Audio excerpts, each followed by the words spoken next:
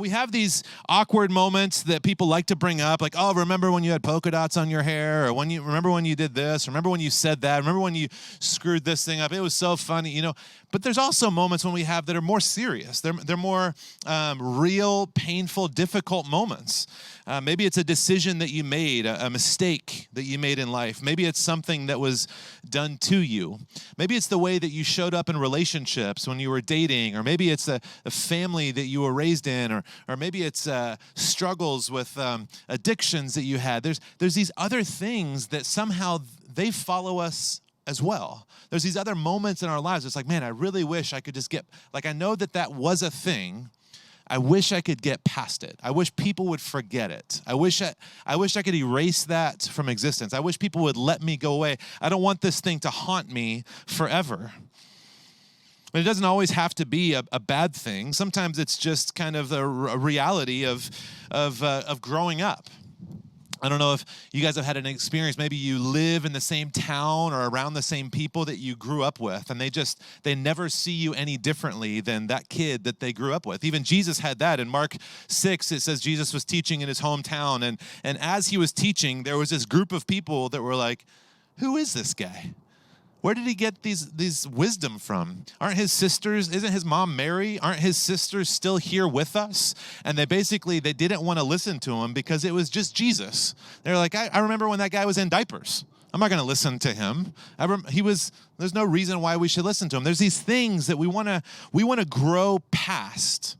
Maybe it was a mistake. Maybe it was a silly phase. Maybe it was a challenging or painful season.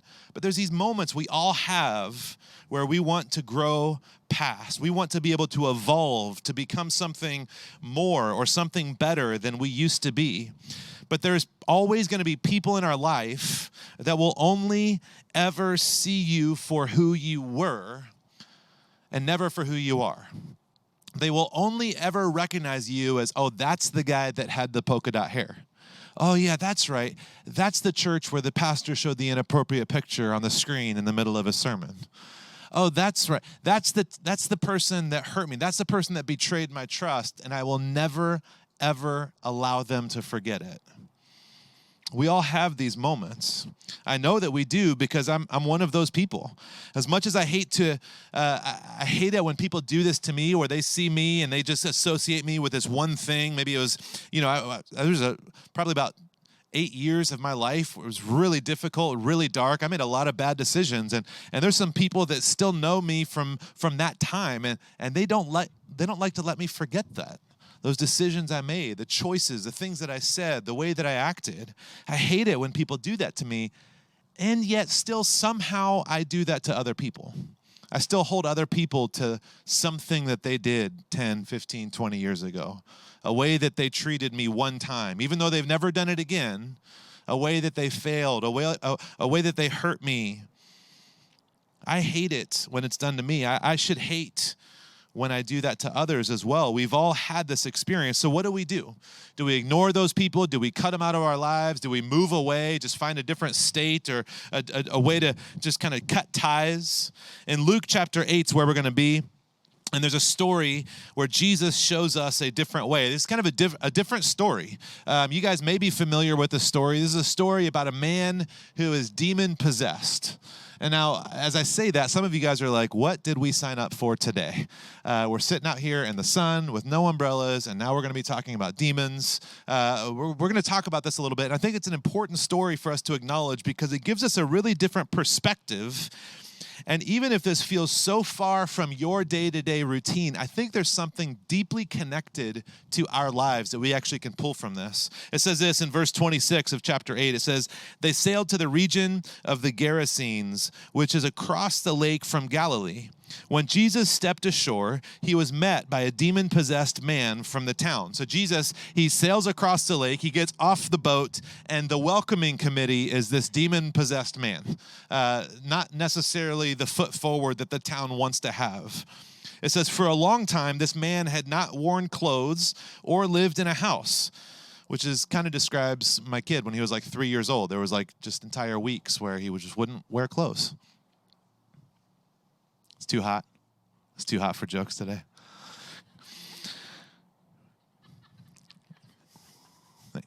Thank you. For a long time, this man had not worn clothes or lived in a house, but he lived in the tombs.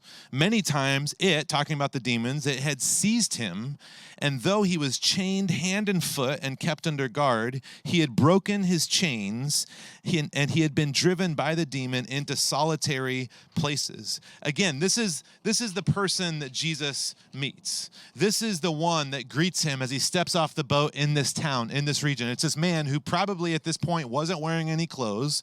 He was incredibly violent. He was solitary. I would imagine, was as unkept as you could possibly be. And he comes up screaming and yelling at Jesus. And here's the reality. We all have a reputation. We all have something that we're known for. Some of these things are nice things. It's like, man, maybe I'm known for, enjoying, I like to cook. And so a lot of people are like, oh, we know Chris, he likes to cook. Let's see if Chris will, make dinner or whatever it was. I made biscuits for like 40 people yesterday for breakfast. It was fantastic. Maybe you are known for your taste in music. Maybe you're known for your fashion advice. There was a guy, one of my friends, I needed some new shoes, and I know that I can't pick shoes. These are not them. Don't judge me now. These are just Vans. But I texted him. I said, hey, I need you to tell me what kind of shoes I should wear. That's the stage of life that I'm at now.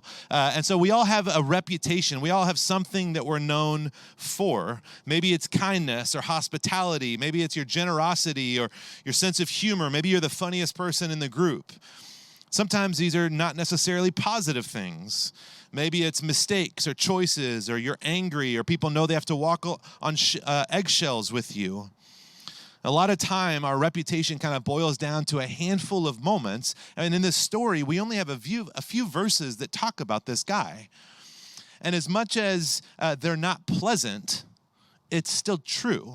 As much as he may want to be described a different way, it really was the reality of his life. We see in a minute he changes and he's healed, but this is still an aspect of who he was. And I would imagine he would probably cringe every time somebody said, yeah, he was the first person that ran up to Jesus. He had no clothes on. He hadn't had a haircut in forever, and he was just screaming. He would cringe every moment.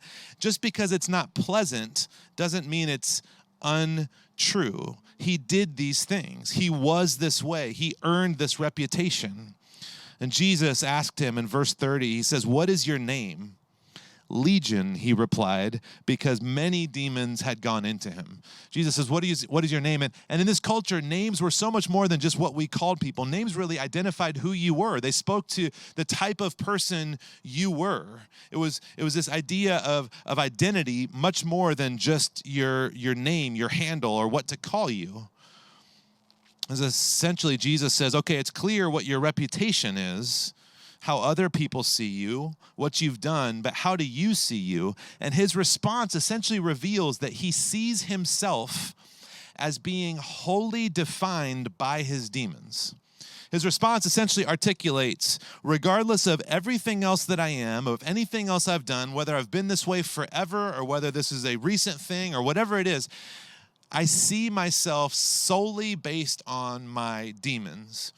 Now, I want to kind of acknowledge the elephant in the room, because I know that depending on who you are and the church you grew up in and the way you've engaged with faith in Christianity, talking about demons or demon possession might feel closer to like a scary movie than something that you would normally think about in a church setting. But I think it's important for us to talk about this, because there's theologians that kind of have different perspectives on this. Some really educated academics, they read this story and they've done the research, and they say this is actually about a man who is possessed by demons. Spiritual entities have taken over control of this man. There's other academics and theologians that say that they believe this man actually just had a violent mental disorder. There's others that think it was just a metaphor for self-destructive habits. So there's kind of this range of kind of thoughts on what it meant that this man was possessed by demons. And what's important for us today is not necessarily which one of those categories maybe it was. The reality is that there was some harmful reality that was running his life. There was some sort of self-destructive pattern, power reality in this man's life that made him the way that it was. And he saw himself as being defined by that reality. Does that make sense? Has anybody here ever seen themselves or kind of viewed themselves solely based in your mistakes? Has anyone here screwed up so bad? Maybe you blew apart a marriage, or you've kind of destroyed yourself financially, or maybe you failed someone in a family member, or you've broken a friendship, someone you dearly loved, and you just had the hardest time seeing or viewing yourself any differently than, I'm the one. I'm the one that screwed this up. I am the addict. I am the angry one. I'm the one that is always full of rage. I will always be defined solely by my demons, which is a phrase that everybody uses. It's a common phrase. Whether you believe this is about a literal spiritual demon, or whether you just are saying, hey, you know what? I've got these demons and I feel like I've tried to get away from them, whether it's anxiety, whether it's anger, whether it's addiction, whether it's jealousy, whether it's rage, whether it's alcohol, whether it's, it could be all kinds of things.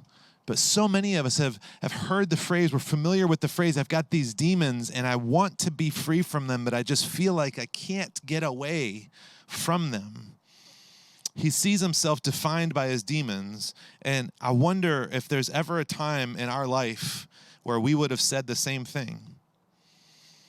Or we would have only seen ourselves based on our mistakes, based on the things that seem to have power over us, based on the ways that we have blown it, the ways we have screwed up, the titles or the labels maybe that even other people have given us.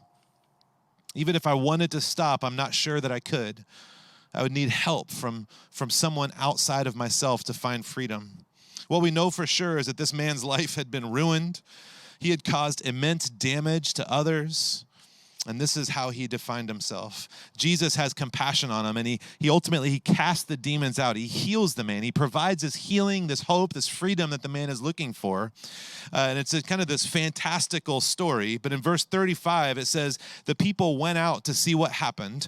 When they came to Jesus, they found the man, the one that refused to wear clothes or live in the town, the one that was always running around and screaming. They found the man whom the demons had gone out, sitting at Jesus' feet, dressed and in his right mind. So basically everything that you could want for this guy happened. And then it says, and they were afraid. This man was crazy. He was demon-possessed. He was screaming. He lived in the tombs. He tormented the town. He was kind of the spot on who we are. This is the one thing we wish we could hide. Every single thing was fixed and taken care of, and it says that they were afraid. Now, maybe they're afraid because they don't understand how it happened. Maybe it's because of how powerful Jesus was. But either way, no one was happy that the man was healed. There was no empathy. And it's a little bit sad, but at the same time, I kind of get it. And I want to kind of pose this question to you. And you don't need to answer this out loud. You don't need to raise your hand or anything like that. But have you ever had, maybe you have a person in your life that has hurt you immensely? Maybe it's years. Maybe it's an instance. I know for me, I've shared a little bit about the relationship that I have with my dad, which is very non-existent right now. My dad was emotionally and physically abusive growing up, super manipulative. It was a really difficult time. And ultimately, I built some barriers, some boundaries, I guess I should say, in our relationship to keep health for myself and for my family. Well, a few months ago, out of the blue, my dad texted me, and he said, I had a terrible dream, and I really want to find out how we can be in relationship again. And there was a moment and a part of me that immediately was like, yes, this is what I want. And there's another part of me that says, I don't know, man. I've known you for 38 years. How am I supposed to believe that today's different? I'm supposed to just be on board. I'm supposed to just be okay with it. I'm supposed to just forget that all of this ever happened. You don't need to raise your hand, but has anybody else had a situation like that? Has anybody else been in a situation where you just like, I'm supposed to just forget that you broke my trust? You've been dishonest for years, but now you want me to trust you?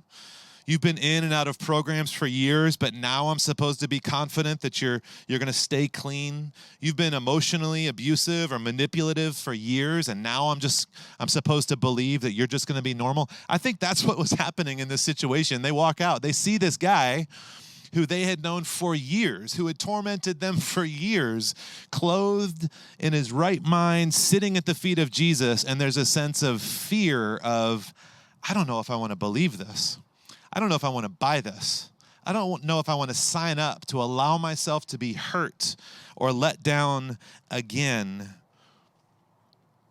A sense of, I'm glad that you are better, but I just don't know if I'm there yet. And the reality for all of us, and it's hard to hear, the reality is that Jesus can fully heal you and free you from your demons. But you are still going to have to deal with the damage that you caused when they were dictating your story. Another maybe shorter way of saying this is that there are repercussions for our actions. Even when we're forgiven, even when we're invited back into relationship, even when people want to continue moving forward, there's still sometimes repercussions from the choices that we have made. There's decisions that we have got to have. Forgiveness is a difficult journey. And it's tough right now because it's pretty easy to go online and you can find like an old social media post from almost anyone that's not the greatest thing. And you could hold that against them forever. And sometimes we do this and we want to, maybe it's online, maybe it's in person, whatever it is. And we say, man, what am I supposed to do? Just let them off the hook? Just forget? Just to allow this to pretend like this never happened? And that's not what forgiveness is. I heard one pastor say it this way. He says, forgiving what we can't forget creates a new way to remember. Forgiving what we can't forget, it creates a new way to remember. It's saying, I'm not going to remember this as a bitter person. I'm not going to remember this as a vengeful person. I'm not going to allow you to continue hurting me because of how I'm holding on to this. I'm going to forgive you, and I will still remember it, but I'm going to remember it differently now. I'm going to remember it as, man, this is something I need to be cautious of. I may not allow you back in my life. We may still have to have boundaries, but there is a forgiveness that is possible. There's a road back. There is grace. Just like I talked about earlier, this idea that I think that how God would want us to have vision for the people around us is that there is always hope and forgiveness possible because that's what he has for us. So either the man doesn't realize this, or he just doesn't want to face the challenge of the repercussions of his actions because of what happens next. It says, the man whom the demons had gone out, he begged to go with Jesus, but Jesus sent him away, saying, return home and tell them how much God has done for you. So the man went away and he told all over town how much Jesus had done for him. I think there's a sense, if it was me and I was putting myself in this guy's shoes, which he's now wearing, which is nice, I would say, Jesus, please don't leave me here. I have made a fool of myself. I have hurt people. I have tormented people. They will never accept me. They will never let me live this down. They will never forgive me. They will never see me any different than the crazy guy who was always causing problems. Please take me with you. And Jesus sends him back home. And he says, I want you to go and show them how you have changed. Part of making peace with your past is making peace with the people that are in your past. It rarely goes as smoothly as we want it to. It rarely goes as quickly as we want it to. Usually our own healing, the growth that we have, it outpaces other people's kind of perception of us. But there's this crucial step that Jesus says. He says, I want you to stay in community, stay connected to those people. Grace insists that we repent when it would be easier just to run. I know for myself, I went through seasons of life where I would hurt people. I would let people down. I would make mistakes. And the easiest thing to do and the decision that I made was like, all right, let's pick up my stuff and I'm going to move on. I'm going to start somewhere else. I'm going to try somewhere else because I don't want to have to deal with this. I don't want to have to face the consequences, the people that I've hurt. But grace insists that we repent when it would just be easier to run or to retreat. This guy wants to just run away, and Jesus says, no, you need to go back. You need to make amends. You need to spend time around the people that you hurt. You need to show them, not just apologize and that you are different, but you actually live a different way. Show them you've been transformed. Show them that there's a difference. There's a phrase I've heard, I don't really know who to attribute it to, but they said, if you are hurt in community, if you are hurt because of relationships, the only way you can really be healed is in relationships. It doesn't necessarily mean it has to be the person that hurts you. Sometimes you have to set up healthy boundaries. But if you want to experience healing, you have to do that in relationships. You have to go back and say, okay, I'm going to begin to trust again. I'm going to begin to become vulnerable again. I'm going to begin to try to connect again. Making amends says, because I was tortured, I tortured you. Because I was in pain, I caused pain for you. And I am sorry for that. But don't just take my word for it. Don't just take my word for it. Let me prove it by how I live. Let me prove it by how I treat you. Let me prove it by the decisions that I make now. I am sorry, and let me show you that I'm sorry. It's words and actions tied together. This is what we're invited to. This is what Jesus gives us as model. It's this crazy story. Nobody came to church today think that they were going to be talking about demon possession. Or that I would say that you're kind of like the demon-possessed naked guy in the tombs. But this is the reality. It's not running away because of the pain, because of the mistakes, because of who we've been. It's saying, I'm going to own it, and I'm going to apologize, and I'm going to show you that I am changed. I'm going to show you that God is transforming me from the inside out. There's people in my life, I alluded to this earlier, there's people in my life that hurt me once, 10 years ago, 20 years ago. They've never hurt me since, but I still keep them on that hook. I still hold them to that one thing that happened so long ago. Even though they've been kind, they've not hurt me again, they seem trustworthy. There's this record of seeming like they have grown and transformed, but I still hold them to this mistake from so long ago. And I don't want people to do that to me, and I need to learn how to show grace to others. And it's so crucial that we do this, because if we cannot show grace to others, we'll never really be able to feel grace for ourselves. This is what Jesus knows is the most powerful thing for this guy, is to go back to the community where he was hurting people, and so that he could make things right, so they could see that he was transformed. In Matthew chapter 6, Jesus is teaching. It's a different passage, and Jesus says this, and this is a really difficult verse. It says, "For if you forgive other people when they sin against you, your heavenly Father will also forgive you." This is a verse that we can read and try and do as many gymnastics as possible to get around this. But as hard as you might try, there is something that Jesus is saying is your ability to forgive others is connected to your ability to receive forgiveness. Your ability to give grace to others is somehow tied to your ability to receive grace for yourself. He says, he says it really clearly. If you forgive other people, then God will also forgive you. There is something about the need that we have to not only be around people and show them that we have changed, but also to allow them the opportunity to forgive, to extend grace, to see that we are transformed. You can only give this kind of grace away when you've allowed yourself to receive it from God first. God's gift of grace is freely given, but it is not forced on us. First service, I'll end with this. I was joking around, and I said, if I had a winning California lottery ticket, and I gave it to you, and I said, here's the winning ticket, it doesn't mean anything unless you take it to that building and cash it in. It's like I can offer you this gift, but unless you accept it and do something with it, it doesn't matter. And God is offering you a free gift of grace and forgiveness, and we have to accept it. But one of the greatest challenges, one of the greatest hindrances of showing grace to other people is that we don't actually believe that we deserve grace. We don't actually forgive ourselves the mistakes we've made.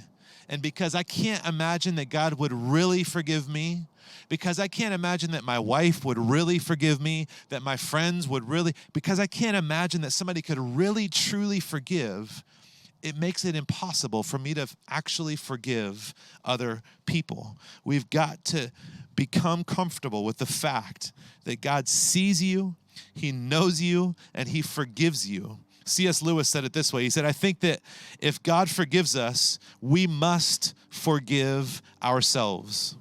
Otherwise, it's as though we are setting ourselves as a higher judge than God.